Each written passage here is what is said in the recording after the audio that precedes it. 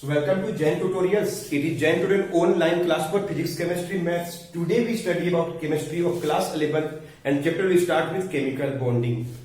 तो चलिए chemical bonding क्या होता है, ये बहुत इंपॉर्टेंट चैप्टर है, इसके बिना तो आप आगे कुछ भी नहीं पढ़ पाइएगा। ये केमिकल बॉन्डिंग क्या है, फिर सोचे केमिकल बॉन्डिंग क्या है। अब केमिकल बॉन्डिंग से सोचते होंगे कि Na सोल्ट का एक मॉलिक्यूल को लिखिए Na और Cl। Na का मॉलिक्यूल सोल्ट का मॉलिक्यूल जो बना है Na और Cl, Na का एटम और Cl का एटम आपस में क्या है, लिंक है, जुड़े हुए हैं, तो जरूर कोई ना कोई फोर्स होगा। तो कोई पूछिए केमिकल बॉन्डिंग के लिए एक वर्ड बोलिए तो क्या होगा, फोर्स है। बिटवीन किसके बीच में, टू और मोर एटम्स, दो या दो से अधिक एटम के बीच का फोर्स है। केमिकल बॉन्डिंग के लिए दो या दो से अधिक एटम के बीच का फोर्स को बोलते हैं हम लोग केमिकल बॉन्डिंग। अब ये आएगा कहां से, यही तो पढ़ना। ये फोर्स एक्चुअली में एटम्स के बीच में कैसे डेवलप हुआ, इलेक्ट्रॉन है, प्रोटॉन है, न्यूट्रॉन है, और उनके बीच का फोर्स कैसे डेवलप हुआ, उनके बारे में बात करेंगे। तो इस केमिकल बॉन्डिंग बनाने के लिए क्या थ्योरी है, कैसे फोर्स आ जाता होगा, इसके पहले स्टोरी है।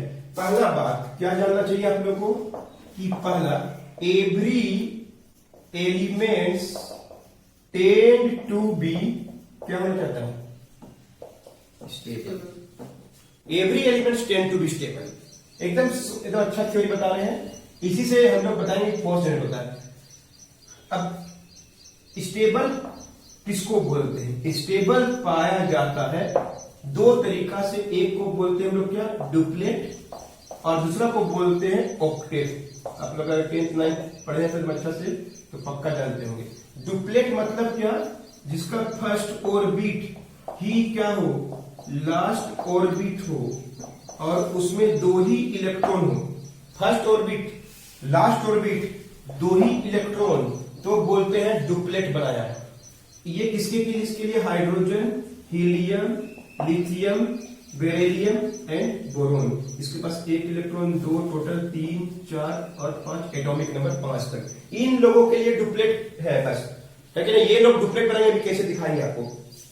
जिसका लास्ट ऑर्बिट में अगर 8 इलेक्ट्रॉन है, चाहे वो थर्ड ऑर्बिट भी क्यों ना हो, वो फोर्थ ऑर्बिट ही क्यों ना हो, वो फिफ्थ ऑर्बिट ही क्यों ना हो, अगर वो लास्ट ऑर्बिट में 8 इलेक्ट्रॉन को मेंटेन करता है तो ऑक्टेट इलेक्ट्रॉनिक कॉन्फ़िगरेशन। तो ऐसा करने, किसी के पास स्टेबल नहीं, बहुत कम लोगों के पास स्टेबल है, तो ऐसा करना चाहेगा कोई, अनस्टेबल से स्टेबल होना चाहेगा, तो उस दौरान ही हम लोग फोर्स इसमें डेवलप होता है। क्लियर है, नोट कीजिए। अब देखिए डुप्लेट कौन कौन बनाता है, कैसे बनता है, देख ही लीजिए, क्योंकि आवश्यकता पड़ेगी, आपको समझना पड़ेगा। Hydrogen, helium, lithium, beryllium and boron, ये इलेक्ट्रॉनिक नंबर है, इनका एटॉमिक नंबर एक ही इलेक्ट्रॉन है। तो ये कहीं से एक इलेक्ट्रॉन को दो करना चाहे तो किसी से एक इलेक्ट्रॉन गेन या शेयर करेगा, किसी से गेन कर लेगा या शेयर कर लेगा, तो 2 होगा, तब वो क्या हो जाएगा, 2 हो जाएगा। तब इसका लास्ट ऑर्बिट में कितना हो जाएगा, 2 इलेक्ट्रॉन हो जाएगा और स्टेबल हो जाएगा। ऐसा करने के चलते उसमें फोर्स आएगा, दिखाएंगे कैसे, तब फोर्स डेवलप होगा। इसके पास 2 ही इलेक्ट्रॉन है, तो ये अपने आप में नेचर में क्या है, स्टेबल है, किसी से रिएक्शन नहीं करता, कभी भी हीलियम किसी से रिएक्शन नहीं करता, because it is stable, no force, extra कोई फोर्स इसमें जनरेट नहीं होता है, बिकॉज ये स्टेबल है। तो स्टेबल वाला क्यों अनस्टेबल होना चाहेगा, ठीक है, 2 ही इलेक्ट्रॉन है। बेरिलियम के पास, लिथियम के पास 3 इलेक्ट्रॉन, फर्स्ट ऑर्बिट 2 से ज्यादा नहीं होता है, तो अगला ऑर्बिट में 1 चला गया इलेक्ट्रॉन, तब ये 1 इलेक्ट्रॉन को क्या करेगा, वो लॉस करेगा। तो जिससे क्या हो जाएगा, 1 इलेक्ट्रॉन को लॉस करेगा, क्रॉस मींस लॉस करेगा। इसको लेविस डॉट स्ट्रक्चर बोलते हैं। क्रॉस मतलब जो लॉस करता है उनके लिए, जो लेता है उसको डॉट से दिखाएंगे हम। 4 है, कोई को सकता है सर लास्ट ऑर्बिट 2 है इसका, 2 ऐसा 2 नहीं हो, सेकेंड ऑर्बिट 2 नहीं होना चाहिए सर। कोई स्टूडेंट सोचते हैं कि सर इसका तो 2 है, लास्ट में हीलियम इसका ही तो है, नहीं है। हीलियम का पहला ऑर्बिट 2 है, पहला ही में 2 रहेगा, चलेगा। सेकेंड ऑर्बिट 2 नहीं चलेगा, सेकेंड में 8 होना चाहिए, 2, तीसरा, दूसरा, तीसरा, चौथा, पांचवा, जो भी ऑर्बिट अगर लास्ट ऑर्बिट में, तो उसमें स्टेबल होने के लिए 8 इलेक्ट्रॉन चाहिए, बट यहाँ पे सेकेंड ऑर्बिट 2। अब ये 2 इलेक्ट्रॉन क्या करेगा, लॉस करेगा। ये जो लॉस करता है तो 2 बचेगा, ये वाला 2 बचेगा, 2 गायब हो गया। अब इसके पास पहले 2 ऑर्बिट था, अब एक ही ऑर्बिट है। पहले इसके पास भी 2 ऑर्बिट था, अब एक ही ऑर्बिट है। इसका तो एक ही ऑर्बिट है, इसका भी एक ही ऑर्बिट है। क्लियर है? अब आइए बोरोन में आइए, 5 इलेक्ट्रॉन 2 और 3, 1 2 3 इलेक्ट्रॉन, 3 इलेक्ट्रॉन लॉस करेगा तो क्या बनेगा 2, 3 इलेक्ट्रॉन लॉस करेगा। क्लियर है? तो जो लॉस करता है इलेक्ट्रोपॉजिटिव एलिमेंट प्राय मेटल्स होती है। प्राय वगैरह एक दो एक्सेप्शन है जो बाद में आप जान लीजिएगा। इलेक्ट्रोपॉजिटिव हाइड्रोजन एक्सेप्शन को छोड़ दीजिए, हीलियम को छोड़ दीजिए, यहां से यहां पे देखिए क्या दिखाई दे रहा है, लॉस करने वाला। लॉस कितना हो सकता है 1 2 3, 1 या 2 या 3 इलेक्ट्रॉन जो आउटर मोस्ट में उसी को लॉस कर सकते हैं। 4 5 6 7 को नहीं कर सकते, बिकॉज को हटाने के लिए बहुत ज्यादा एनर्जी लगेगी। जो अगला टॉपिक जब अगला चैप्टर पढ़ेंगे जिसमें पढ़ना है आयोनाइजेशन पोटेंशियल, इलेक्ट्रॉन को हटाने में भी एनर्जी लगता है। क्लियर है? तो वो उतना एनर्जी किसी पास होता नहीं कि 4 5 6 7 को हटा दे, 1 2 3 को ही हटा सकते हैं। अंडरस्टूड? तो यही लोग क्या करते हैं, यही बस 5 कोई कोई डुप्लेट बनाते हैं। नोट कर लीजिए। ऑक्टेट मतलब क्या, लास्ट ऑर्बिट में कितना इलेक्ट्रॉन होना, 8 इलेक्ट्रॉन का होना। जो भी अनस्टेबल स्टेबल होना चाहता है ऑक्टेट में तो 8 इलेक्ट्रॉन होना चाहिए उसका लास्ट ऑर्बिट में।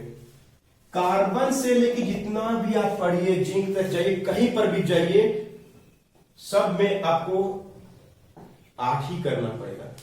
कुछ एग्जाम्पल करते हैं, जैसे कार्बन का करते हैं, ऑक्सीजन का करते हैं, नियोन को दिखाते हैं, सोडियम को दिखाते हैं, अल्युमिनियम को दिखाते हैं, क्लोरीन को, और एक दिखा देंगे आपको आर्गन, और एक दिखाते हैं कैल्शियम। बस इतना काफी आपको समझने के लिए। 6 इलेक्ट्रॉन, तो कार्बन है 6 इलेक्ट्रॉन, 2 और क्या होता है 4। First orbit 2 electron, second 4 maximum रह सकता है। तो 4 इलेक्ट्रॉन, ये 4 इलेक्ट्रॉन लॉस नहीं कर पाएगा कि 2 बना लेगा डॉपलेट। तो ये क्या किसी और से 4 इलेक्ट्रॉन गेन या शेयर करेगा, तो क्या हो जाएगा इसका 2 8 हो जाएगा। 1 2 3 4 डॉट से दिखाना है, 1 2 3 4 किसी से गेन और शेयर करेगा तो 2 और 8 हो जाएगा। ऑक्टेट पूरा हो गया। ऑक्सीजन का होता है 8 इलेक्ट्रॉन, 2 और 6, सेकेंड ऑर्बिट में 6 इलेक्ट्रॉन है, अनस्टेबल है। स्टेबल होने के लिए 2 इलेक्ट्रॉन गेन या शेयर करेगा तो 2 8 कर लेगा।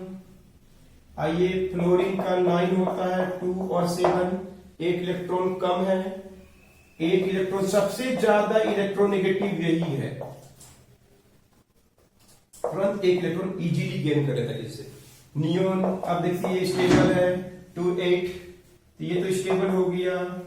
यहां से यहां तक में क्या देखें, कार्बन नाइट्रोजन है कि नहीं, ये 3 इलेक्ट्रॉन गेन और शेयर करेगा।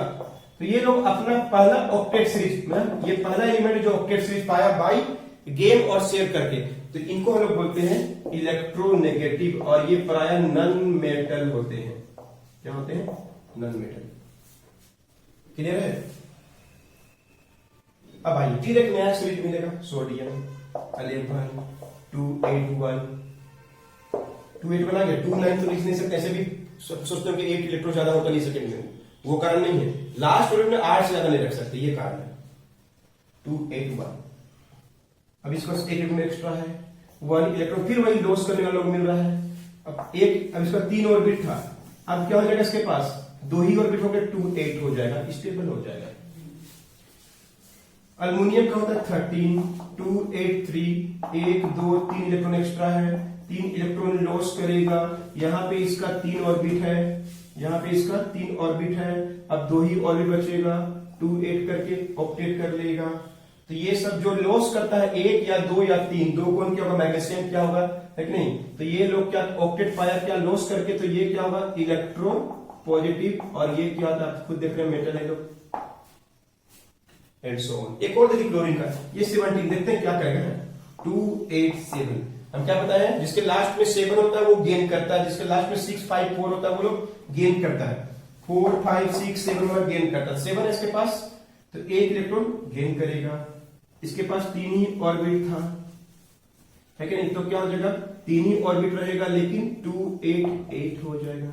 है क्या? तो जो गेन किया है या शेयर किया है वो इलेक्ट्रो नेगेटिव कहलाएगा, नॉन मेटल है। आर्गन सबसे अच्छा 288 तीन ही ऑर्बिट, और ये तो स्टेबल है, कोई डाउट नहीं है। सवाल अच्छा से कौन लॉस करेगा कौन गेन करेगा? तो कौन लॉस करता है? हाइड्रोजन को छोड़ के, जिसके लास्ट में 1 2 3 होता है, अपना इलेक्ट्रॉन इजीली लूज कर देता है दूसरा एटम के लिए, तो ये इलेक्ट्रो पॉजिटिव कहते हैं। जैसे क्या है, sodium, magnesium, aluminium, beryllium, lithium, boron, ये सब यूज। कैल्शियम में भी, कैल्शियम को देख सकते हैं 22882, 2 इलेक्ट्रॉन एक्स्ट्रा, 218 मत लिख दीजिएगा, 218 नहीं हो सकता। लास्ट ऑर्बिट में भले 18 लिख सकते हैं यहाँ पे लोग, लेकिन ये लास्ट ऑर्बिट है तो 8 से ज्यादा नहीं होता है, तो एक ऑर्बिट और बढ़ जाता है। इसके पास कितना ऑर्बिट है? एक्चुअल में 4 ऑर्बिट है, लेकिन अनस्टेबल है, तो ये क्या करेगा? 2 इलेक्ट्रॉन लॉस करेगा, है कि नहीं? और क्या बन जाएगा? 288 और 3 ऑर्बिट हो जाएगा इसका। तो जो लॉस करता है वो इलेक्ट्रो पॉजिटिव, और जो गेन करता है वो इलेक्ट्रो नेगेटिव। अंडरस्टूड? नोट कर लीजिए। In this way you learn an element can attain its duplet or octet by gaining, losing और sharing of electrons। जो लूज करता है 1 2 3 इलेक्ट्रॉन्स होते हैं लास्ट ऑर्बिट में, इलेक्ट्रोपॉजिटिव प्राय मेटल होते हैं। जो गेन करता है 4 5 6 7 वाले होते हैं, और ये क्या करते हैं? इलेक्ट्रॉन गेन करते हैं या शेयर करते हैं, तो इलेक्ट्रो नेगेटिव कहते हैं, प्राय नॉन मेटल होते हैं।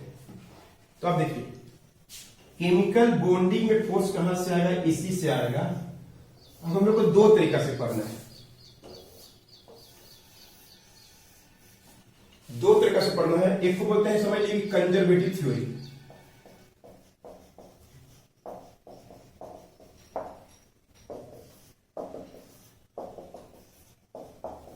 जानना जरूरी है। एक को बोलते हैं लोग आयनिक बॉन्ड, या 10 से पढ़े होंगे तो 9 में पढ़े होंगे तो इलेक्ट्रोवैलेंट बॉन्ड के रूप में, एकदम छोटा सा टॉपिक है। फिर होता है क्या? Covalent bond. फिर होता है कोऑर्डिनेट बॉन्ड, पहली बार पढ़िएगा आप लोग, कोऑर्डिनेट बॉन्ड।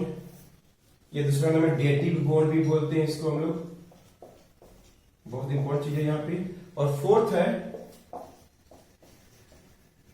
हाइड्रोजन बॉन्ड, या बोलते हैं पोलर कोवैलेंट बॉन्ड। फिफ्थ है, छोटा सा टॉपिक है, 2 लाइन बताएंगे बस, मेटालिक बॉन्ड।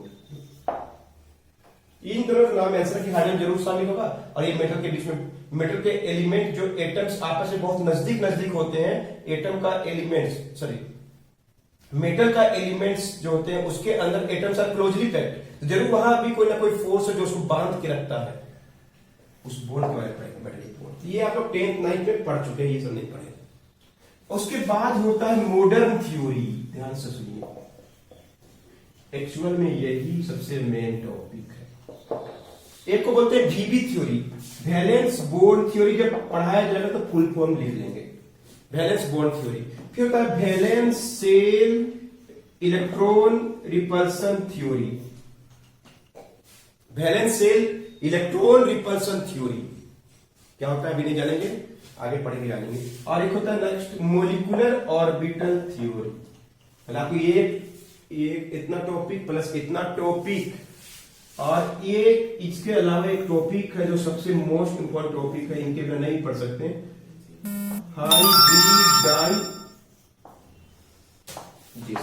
हाइब्रिडाइजेशन।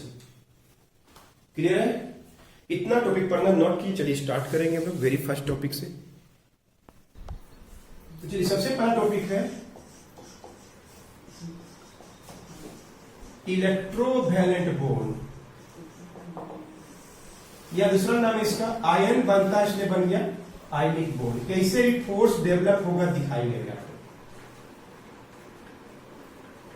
तो देखिए पहला बात, ये बनता है किससे? बाय ट्रांसफर ऑफ इलेक्ट्रॉन, कहां से? फ्रॉम इलेक्ट्रोपॉजिटिव एलिमेंट, जिसके लास्ट में 1 2 3 होता है, हाइड्रोजन को छोड़ के, टुवर्ड्स किधर की ओर? इलेक्ट्रो नेगेटिव एटम, जिसके लास्ट में क्या होता है? 4 5 6 7। क्लियर है? इलेक्ट्रॉन का ट्रांसफर होना पॉजिटिव से नेगेटिव की तरफ, तो जो बॉन्ड बनता है आयनिक बॉन्ड पढ़ चुके हैं हम लोग 10th क्लास में।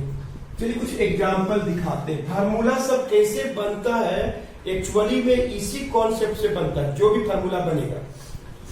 सोचते होंगे कि सर Na का 1 Cl, Mg का 2 Cl का है, अल्मोनियम का 3 Cl का है, सब पता चलेगा अभी।